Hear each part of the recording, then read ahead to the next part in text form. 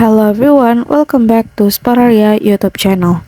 Okay guys, so in this video I would like to share you a tutorial on how to show notification on the lock screen on Infinix Smart 8.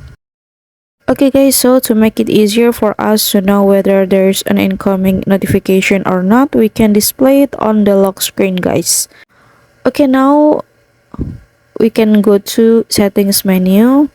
And there here you can scroll down a little bit and go to notification center guys, and here you can choose lock screen.